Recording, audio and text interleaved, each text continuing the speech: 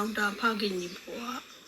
ပြည်ဒီမှာကျင်းပခဲ့သောဘာသာပေါင်းစုံဟာသုံးသက်ချင်းညီလာခံတစ်ခုတွင်ခရိယန်တို့၏ယုံကြည်မှုအပိုင်း၌စံပြုလောက်အောင်ထင်ရှားသောအချက်များကိုရွေးချယ်ထုတ်နှုတ်ကြ၏ထိုအခါ၌လူဝင်စားခြင်းပြန်လည်ရှင်ပြန်ထမြောက်ခြင်းစသောအချက်တို့ကိုနှီးနွယ်၍ညှင်းခုန်ကြသည်တခြားဘာသာများမှလည်းထိုသဘောတရားများရှိနေပြီးကိုမူပိုင်ယုံကြည်ချက်မှသုံးလုံးသည့်ထိုအချက်တို့သည်အခြားသောဘာသာများနှင့်အပြိုင်ဆိုင်ပြောရဆိုရပွဲရှိသည်ဟုအခြေတင်ဆွေးနွေးနေကြခြင်းပင်ဖြစ်လေ၏အချိန်တော်ကြောင့်ထိုအကြောင်းကိုဆွေးနွေးနေကြရာမှာကိစ္စမပြတ်ပဲရှိနေစေတွင် CX Lewis ကဝင်ရောက်လာပြီးဘာတွေဖြစ်နေသလဲဟုမေးရာတစုံတစ်ယောက်ကကျွန်တော်တို့ခရိယန်တွေအဖို့အခြားဘယ်ဘာသာနဲ့မှမတူစံပြုရမယ့်အချက်အတွက်ဆွေးနွေးနေကြကြောင်းအဖြေပေးလေသည်ထိုချိန်မှာ CS Lewis ကဟာလွယ်လွယ်ကလေးကျေးဇူးနဲ့ကရုဏာတော်ပေါ့ဗျာဟူ၍အဖြေပေးလိုက်ရာတခန်းလုံးငြိမ်သက်သွားလေတော့သည်ဟုဆို၏ဘလို့ပဲဖြစ်ဖြစ်ရှာရိုးမရှိတိုင်းရှောက်ပြောချင်တတ်သည်ပြေးသက်တို့စီလိုအပေါက်ရှာကြသေးတော်လဲနောက်ဆုံးမှာကျေးဇူးကရုဏာတော် Grace တီခရိယန်ယုံကြည်သူတို့အဖို့အနှိုင်းမဲ့စွာခံယူစရာဝေါ်ဟာရအဖြစ်သဘောတူလိုက်ကြောင်းကိုကျွန်တော်တို့သိရပါသည်မှန်၏ခရိယန်ယုံကြည်ခြင်းတရားသည်အကျွင်းမဲ့တည်ရှိသည့်ဘုရားသခင်၏မြတ်တာတော်ကိုအကျွင်းမဲ့ကြီးညာနိုင်ဖို့ရန်ကျေးဇူးနှင့်ကရုဏာတော်အဖြစ်ခွင့်ရှိပြီဖြစ်၏ကျွန်တော်တို့လူစားတိစိတ်သည်ထိုမြတ်တာတော်ကိုတော်လှန်လိုသောသဘောရှိခြင်းကိုခရစ်တော်ယေရှုသည်ကောင်းစွာသိပြီးဖြစ်သဖြင့်ယင်းကြောင်းကိုမကြာခဏထုတ်ဖော်သွန်သင်ခဲ့ပါသည်နေသည်ကောင်းသောသူမကောင်းသောသူအလုံးအပေါ်မှာအတူတူပင်အလင်းကိုပေးသည်ငှက်ငယ်တို့သည်စိုက်เสียပြိုးเสียမလိုပဲအစာအာဟာရကိုသုံးဆောင်ရသည်အရန်ပိုင်းများသည်သူတို့ဘာသာသူတို့လွင်မြမှာပေါက်ရောက်၍လှပနေကြသည်စသည်တို့ကိုယေရှုပြောပြသည်မှာဖျားသခင်၏အခမဲ့ကျေးဇူးတော်ကိုလူသားတို့ခံယူနိုင်ဖို့ပင်ဖြစ်လေသည်ကိုတိုင်ကိုပြည်တဘာဝအလှကိုကမသိအခြားတိုင်းပြည်ကလူတစ်ယောက်ကလာကြည့်ပြီးသိမြင်တတ်တယ်လို့ယေရှုသည်လောကသားတို့ထက်လောက၏အလှကိုမြင်တွေ့ခဲ့လေသည်ဟုတ်ပါသည်သခင်သည်လူစားတီကိုခံယူထားသောလူဘဝမှာကျေးဇူးနှင့်ဂရုဏာတော်ကိုအမြဲရှုမြင်ဖော်ပြသွားခဲ့ပါသည်ဓာတ်ရိုက်ထိုဝေါ်ဟာရကိုသူမသုံးဆွဲအသေးစိတ်ဖြာပြီးလေအတုံးလိုက်တစ်လိုက်အနက်မဖွင့်ခဲ့တော့လေကျွန်တော်တို့ကြားနာရပူသောပုံမြင်ဥပမာတော်များအားဖြင့်တွင်တင်ဟောပြောခဲ့လေရာကျွန်တော်အနေဖြင့်ဖြစ်တဲ့ပုံစံကိုလွတ်လပ်စွာဖော်ပြတင်ဆက်ပေးလိုပါ၏တခါကအခြေအနေမဲ့ဖြစ်နေသူတယောက်သည်မင်ဟတ်တန်ရက်ကွက်ရှိဘက်ရှိFulton ငစိမ်းစီအတွင်းမှာကျင်လည်ကျက်စားနေခဲ့၏ငါးစိမ်းစီမှနေငါးညင်နှန်းကိုတော့သိခံရမိတာဖြစ်ပြီးသူ့တကုံလုံးမှာလည်းအလိုလိုညင်းတီတီကြီးဖြစ်နေလေသည်သူကညအခါတွင်ငါးတဲ့ဒီကုံကားတွေနောက်ဘက်ကကုံလုံးယုံအဖီအောက်မှာအိတ်လေးရှိသည်မနဲ့မိုးမလင်းသေးပဲကားတွေဆက်နှိုးလျင်သူအေးအေးပြည့်၍ဒေါသထွက်ပြီးဘလို့မှပြန်အိမ်လို့မရထထိုင်နေရသည်မြေပွင့်လို့ဈေးသည်တွေဈေးဝယ်တွေရောက်လာပြီးသူလင်းပလိတ်တွေပါပေါ်လာပြီးသူခမညာခွင်းနေရမရသလိုဟိုကြောင်ဒီကြောင်မှာကတ်နေရစမြဲဖြစ်လေသည်တခုသောမနေ့၌ထို့သောအေးအေးပြက်ထို့သောစိတ်နှောက်ယှက်တွေနေတွေ့ရပြီးချိန်မှာဗိုက်စာသဖြင့်ဂုံတင်ငါးကြီးတွေကြားထဲကဖြတ်လျှောက်ပြီးလင်ဈေးနောက်ကျောကစားတောက်ဆိုင်နှစ်ပေအမိုက်ပုံကိုသူကထွက်လာခဲ့သည်စိုးလီလီကောင်းလီလီဆိုသလိုဖြစ်၍မျောလင့်ထားသည့်အတိုင်းယမန်နီးကစားတောက်ဆိုင်လက်ကျန် cheese cake မတိုးသေးသောအသားညက်ပေါင်မုံအာလူးကျော်ဝါးကြည့်ပြီးမကြိုက်သဖြင့်သူများခြံထားသောကောပြန့်များကိုသူကဦးဖြပြတွေးကြည့်ပြီးသဘိုးနှင်အောင်တွေ့ပြစ်လေသည်ပြီးနောက်ညနေစာအတွက်စိတ်ချရအောင်စကူအိတ်အညိုကြီးထဲမှကျန်နာတွေကိုသိမ့်စီထည့်သွင်းလျက်ပြန်တော့မည်အပြုရင်တလောလုံးနှင့်ဂော်ဘီရွက်ပုံပေါ်မှာထီလက်မအဟောင်းတစ်ခုကိုတွေ့ရလေသည်ယခုလောက်ထိသူမွေးပြမကြခင်တုန်းကဆိုရင်တလကိုတစ်ဆောင်လောက်တော့ထီထိုးနေကြဖြစ်ရာဝါသနာအရင်ခံကလေးကလည်းရှိသည့်အတိုင်းထိုထီလက်မကိုပါကောက်ပြီးဘောင်းမီအိတ်ထဲသို့ထည့်ယူထားခဲ့လေသည်နေကင်ပိုင်းလူရှင်းသွားသောအချိန်တွင်သတင်းစာရောင်းသောဆက်နဘေးကထီပေါက်စင်ကြောညာစီသို့သွား၍သူကောက်လာသောထီလက်မအဟောင်းကိုနေကျွဲဖြင့်စီရင်ပါနံပါတ်များကိုတိုက်ကြည့်လိုက်လေသည်တစ်လုံးနှလုံးသုံးလုံးကိုက်နေ၏ပြီးတော့လေးလုံးငါးလုံးတိုက်နေပြန်သည်ဟိုက်6လုံး9လုံးအကုန်လုံးတိုက်နေပါရောလားသူ့အနေဖြင့်ယုံတော့မယုံနိုင်တော့အောင်ရှိနေသည်နယူးယောက်မြို့တော်ကြီးကထီကိုသူ့လိုခြေတလုံးအိမ်တိုင်းတယောက်ကဆုတ်ခူးခဲ့ပြီတဲ့ညနေပိုင်းတယ်လီဗေးရှင်းအစီအစဉ်တွင်သူ့ကိုသတင်းထောက်တွေကြားမှဦးကြောင်ကြောင်ကြီးတွေ့ရသည်ပတိုင်းမွေးမုတ်စိတ်မွေးတွေထူလပြည့်နှင့်ဘောင်းမီမတူမရှိနှင့်ပေါက်တင်စုချင်းငွေကလည်းနည်းနည်းနောနောမဟုတ်တစ်နှစ်လ$2.2 သိန်းခွဲ20တီထုတ်ယူသုံးဆွဲစေသည်တဲ့လူကြီးမင်းရဲ့ရင်ထဲကခန်းစားချက်ကိုကြားပြရစီလားရှင် ခေါင်းဝင်တူကလေးနှင့်သတင်းထောက်မဲမျိုးကလေးကမိုက်ခွက်ကိုထိုး၍ပြီးကအနားသို့ကပ်သည်ပြီးတော့မှနန်နွန်းသဖြင့်နောက်သို့ပြန်ဆုပ်သည်သူကတော့ကလေးမ၏ရမွေးနှံကိုတရှိုက်ခံစားရသဖြင့်သဘောကျဟန်ရှိသည်ပြီးတော့နှစ်ပေါင်းများစွာမကြားခဲ့ရသောလူကြီးမင်းဟုသည့်အတုံးနှုံလွတ်ပြည်ကျွတ်ပြည်ဟုသောအသည်Los Angeles မြို့မှာလုပ်ငန်းရှင်ပေါက်စတဦးသည်အားလက်ချိန်၌ကဘာလှည့်ဖို့စိတ်ကူး၏ဒီချိန်မျိုးမှဇင်ခံမှုကောင်းကောင်းစားအနားယူစမတ်ကြကြသွားဖို့လာဖို့အတွက်ပတ်စံများများသုံးဖို့လိုသည်တို့ဖြစ်၍ကဘာအံပွဲစင်းထဲမှပါသောဘီဘီလုံကမိုးပြန်ဥယျာဉ်ကြီးတွေစီတို့သွားရန်ဆုံးဖြတ်လိုက်ပြီးလျှင်ခီးသွားလုပ်ငန်းစီးပွားရေးလုပ်နေသူတထေးကြီးနှင့်ဆက်သွယ်၍လေရင်တစင်းငှားရန်ဟိုတယ်မှာကြိုတင်ဘုကင်လုပ်မော်တော်ကားစီစဉ်အဲကျိုစကပြန်များအသင်းဆောင်စီစသည်ဖြင့်အသေးစိတ်ကုန်ကြသမျှကိုစိုက်ထုတ်ပြီးအကုန်ပေးချေထားနှင့်ရန်မှာကြားသည်ခီးမှပြန်လာပြီးသောအခါတို့စိုက်ထုတ်ဝင်များကိုပြန်ဆက်ရန်ဖြစ်သည်ကုန်ကြစိတ်များကိုမဆက်နိုင်စရာအကြောင်းမရှိတယ်လီဗေးရှင်းတွေထဲမှာသူခီးစဉ်တစ်လျှောက်ကို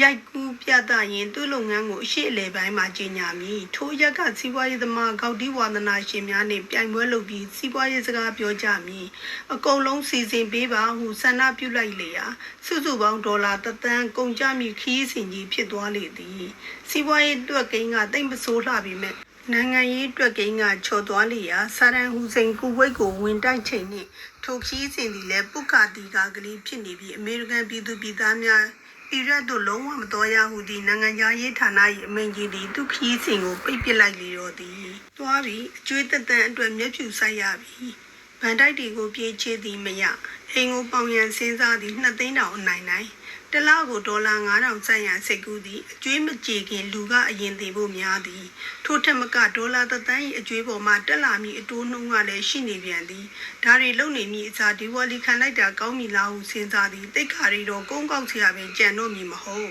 နောက်ဆုံးကြတော့ဖြစ်စင်ရဖြစ်ဟုဆုံးဖြတ်လျက်တထေးကြီးနေထိုင်သော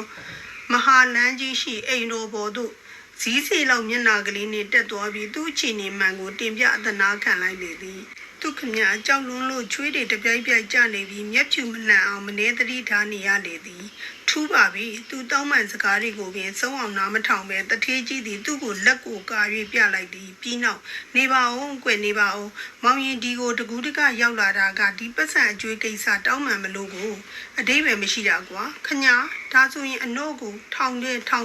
သူတကယ်ပဲအုံကိုပါသည်အပွဲပွဲနှွှဲလာသမျှဒီပွဲမှာတော့လွဲပြီဟုထင်နေသည်စကားတော်မှမပီရှာပါပြီမင်းပါရီလျှောက်ပြောနေတာလေငါဆိုလိုတာကငါ့ကိုမင်းရဲ့အကျွေးတွေပြန်ဆက်ဖို့မလိုဘူးမင်းအခုလိုစွန့်စားတာကြိုးစားတာကိုငါသဘောပေါက်တယ်သဘောလေးကျတယ်ငါကိုယ်တိုင်လည်းလောကဒဏ်ခံစားဘူးတာပဲကွာမင်းမလုံးဝအပြစ်မရှိပါဘူးဟဲ့ရေတတိမဖြစ်ပဲခွေးဖြစ်ဖို့နည်းနည်းပဲအလိုမှာကြားရသည့်စကားများကြောင့်ထိုပုဂ္ဂိုလ်ပါဇက်ဟောင်းသားကြီးဖြစ်နေရှာသည်စက္ကန့်မှန်တွင်ခန်းစားချက်နှမျိုး၏တန်ရာကြောင့်လူမှလည်းယူသလိုလိုပေါ်သလိုလိုဖြစ်နေမိလေသည်ပေမင်းကတိပြုဝန်ခံချက်စာရွက်အပေါင်းတွေကိုငါ့ကိုပြီးတထေးကြီးကအီးမေးလ်မှတဆင့်ဆက်သွယ်ပြီးချုပ်ဆိုခဲ့သောစာရွက်စာတမ်းတွေကိုပြန်တောင်းပြီးတကာလသူ့ရှိမှတွင်အကုန်လုံးကိုဆွဲဆုပ်လုံးချပြီးအမိုက်ချင်းထဲသို့ပြစ်လိုက်ပါတော့သည်ယေရှု၏တတ်တော်စဉ်၌ကျေးဇူးပြုနာတော်၏အကြောင်းကိုပုံမြင်၃မျိုးနှင့်တရုတ်ခွဲလျက်ခရစ်ဝင်၃ချက်မှာအနှဲငယ်စီပြောင်းလဲဖော်ပြသည်ကိုတွေ့ရသည်ရှုထောင့်မျိုးမျိုးကနေနားလည်အောင်ဖော်ပြပေးခြင်းဖြစ်လေသည်ကျွန်တော်ကတော့ခေတ်သစ်စီးစရာပြီးခေတ်အမြင်နှင့်ပင်နောက်ထပ်မိမိကြားဘူးဖတ်ဘူးသောဇာတ်လမ်းတစ်ခုကိုကောက်နှုတ်တင်ပြပေးလိုပါ၏Boston Globe ဂျာနယ်မှာ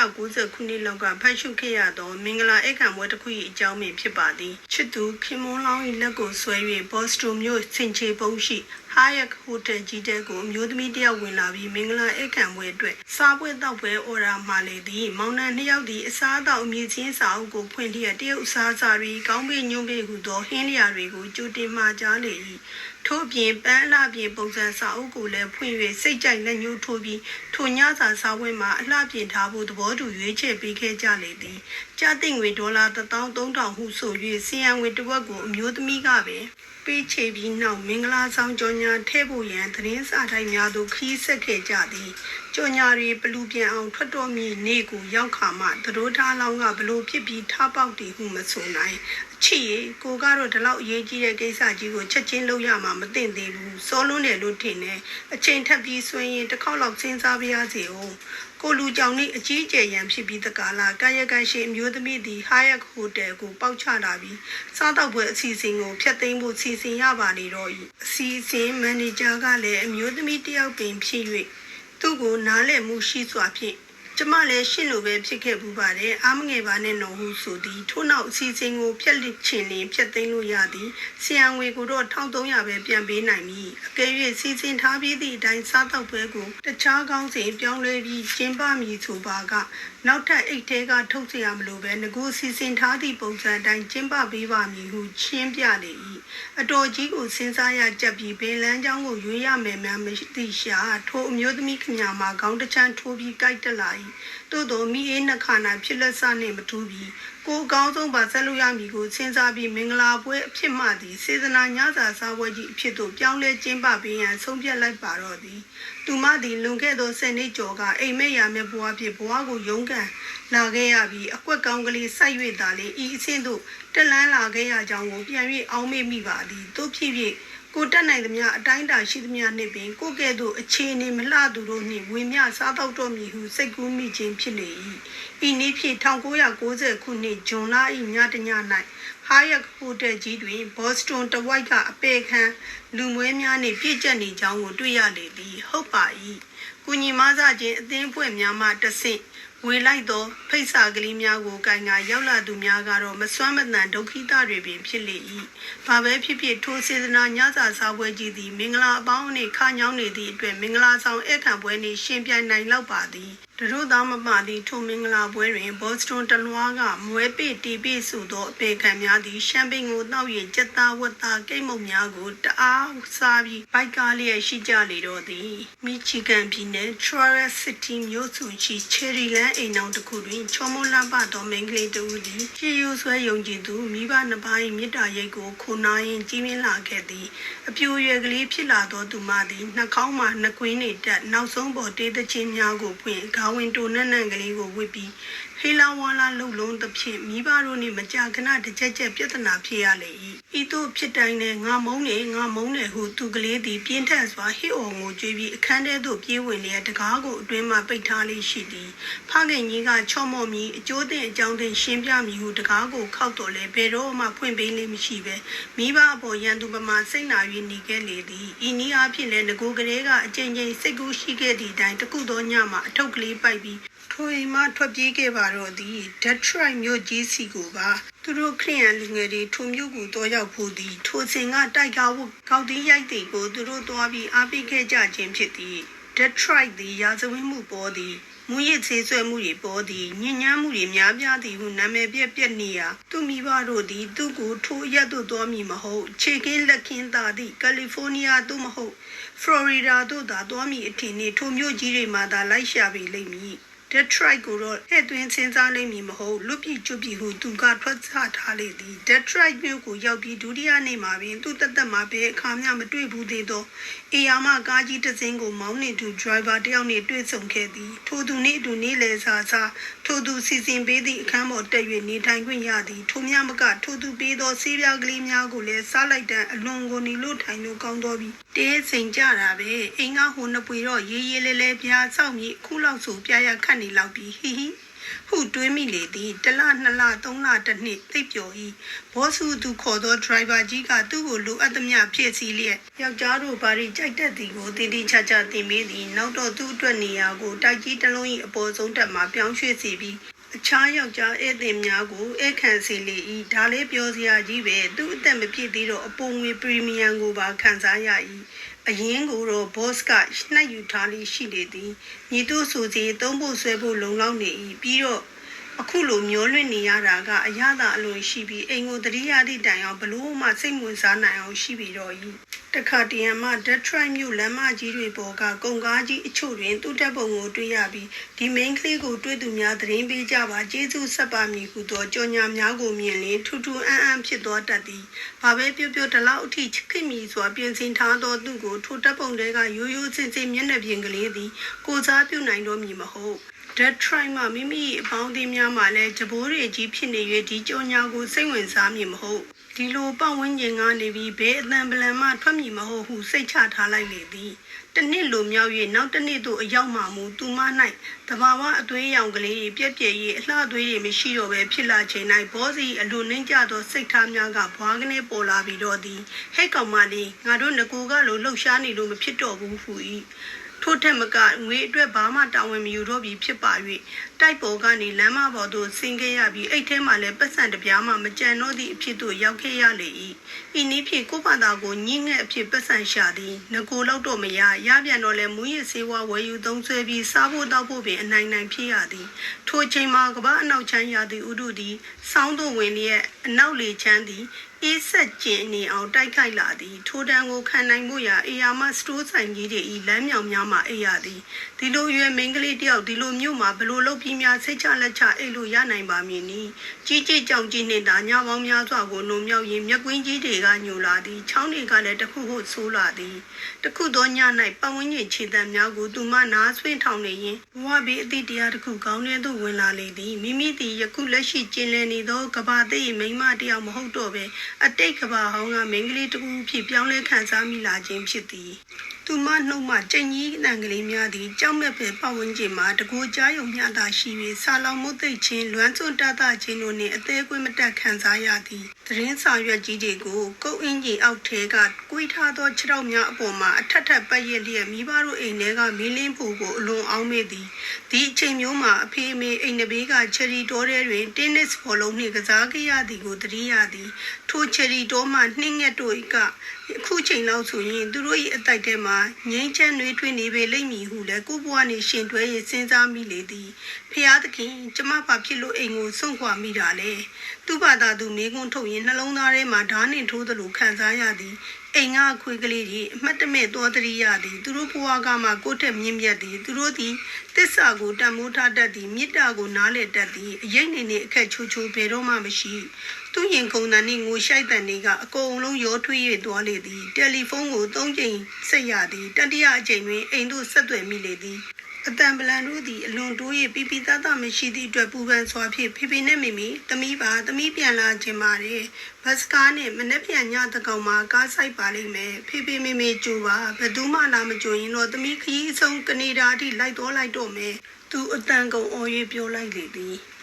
Detroit နဲ့Michigan မြို့ကလေးကို9နာရီကြာတော့ရစဉ်သူစိတ်နှင့်တန်တရားတွေကအမျိုးမျိုးပွားနေမိသည်ငါပြောတာတွေကိုမိဘတွေကြားမှကြားပါမလားနောက်ဆုံးလက်ကျန်ပတ်စံကလေးနဲ့ဖုန်းဆက်ကားလက်မှတ်ဝယ်ခဲ့ရတာတန်မမလားမိဘတွေဤသတင်းကိုကြားရပြီးလာမကြိုပါမလားမိမိကိုသမီးအဖြစ်မှဆွန့်လွတ်လိုက်ကြပြီလာ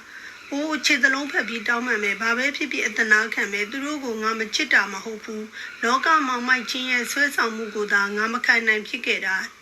ာဒါကိုငါပြောပြမယ်စသည်ဖြင့်အမျိုးမျိုးတွေးတောနေမိခဲ့လေသည်ဖေသမီးကိုခွင့်လွှတ်နိုင်ပါမလားသူထပ်မံ၍မျက်ရည်တွေလဲလာသည်မိမိအခန်းကိုခောက်၍အဖေခေါ်ခဲ့သောအတန်တွေကိုကြားရောက်မိခြင်းကြောင့်ပါထိုအတန်တွေကဂယုဏရတာကိုမိမိလုံးဝမရှာဖွေခဲ့မိပါကလေးဘယ်စစ်တီကိုရောက်ပြီဆိုရင်မိမိစာတီထရက်စစ်တီကိုရောက်ဖို့နီးလေပြီထိုချိန်မှာလမ်းမီတို့သည်ပို၍ထွန်းတောက်လာသည်ဖွေးလုံနေသောနှင်းလွှမ်းသည့်လမ်းမှာဘတ်စကားကြီးသည်နှေးလေသလားဟုထူးသည